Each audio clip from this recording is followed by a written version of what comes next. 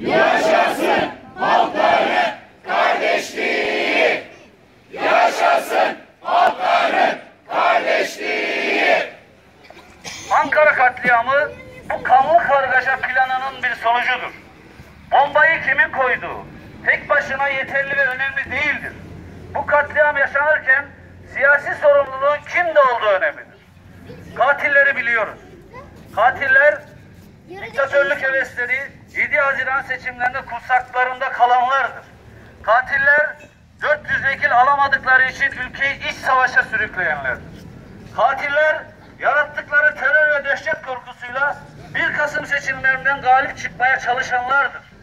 Katiller aylardır akreplerle, tomalarla, tanklarla, toplarla ülkeyi kan gölüne çevirenlerdir. Katil devlet hesap verecek.